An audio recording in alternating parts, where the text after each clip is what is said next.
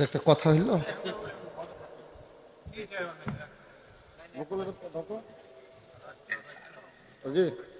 হ্যাঁ জি দাদা, মাহফিল মাহফিল।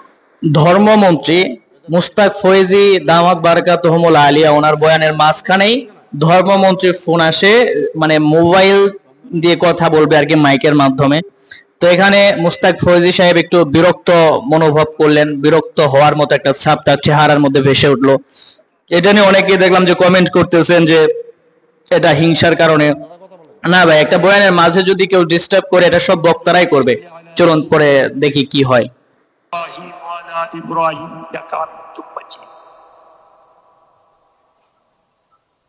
আজকের এই মহতি মাহফিলের সম্মানিত সভাপতি, উপস্থিত হযরত উলামায়ে কেরাম, মুরব্বিয়ান, আমার এলাকাবাসী ভাইয়েরা, পর্দার আড়ালে আমার বোনেরা, আসসালামু আলাইকুম ওয়া রাহমাতুল্লাহি ওয়া বারাকাতুহু। তবে আল্লাহর কাছে শুকরিয়া যে এবার এমন একজন ধর্মমন্ত্রী আমরা পেয়েছি যিনি শুদ্ধ ভাষায় আপাতত দুরূদ শরীফটা পড়তে পারেন। কোরআন যতটুকু জানি তিনি অনেক বড় মাপের আলেম।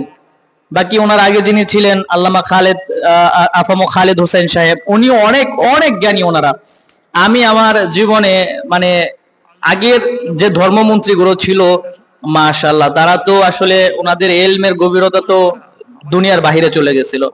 যাক, এবার তো একজন ভালো ধর্মমন্ত্রী পেয়েছি, আমরা জানি না কাজ কেমন করবে, বাকি ভালো মনে হচ্ছে। আপনাদের কি ধারণা, ধর্মমন্ত্রী কি ঠিক আছে? চলুন তারপরে শুনি। দুনিয়া ও আখিরাতে শান্তি এবং কল্যাণ আসবে, এছাড়া শান্তি কল্যাণ আসা কোনোভাবেই সম্ভব নয়।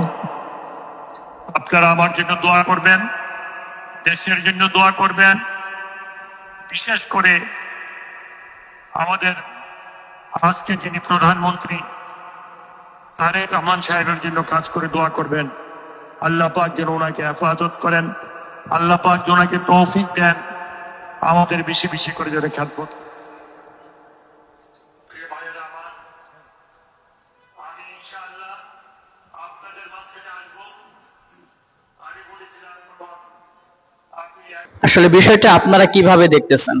মানে ধর্মমন্ত্রী ফোন করে মাহফিলের মাঝে যে কথা বললেন, যে কথাগুলো বলেছে সুন্দর কথা বলেছে, কিন্তু আপনাদের মানে মতামতটা কি?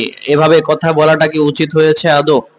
বা আমার মতে ধর্মমন্ত্রী মুস্তাক ফয়েজি সাহেবের সাথে কথা বলে নিতে পারতেন আগে, যে হুজুর কি অবস্থা, ভালো আছেন নাকি, শরীর স্বাস্থ্য কেমন, হুজুর একটু সময় কথা বলে যদি বেয়াদবি না নেন। এটা তো আদব, ভদ্রতা। এটা আমার মনে হয় এটা বলাটা সবচেয়ে সুন্দর হতো, মানুষের কাছে এটা দেখতেও সুন্দর হতো। বাকি আপনাদের মতামত অবশ্যই কমেন্ট বক্সে কমেন্ট করে যাবেন ইনশাআল্লাহ তাআলা।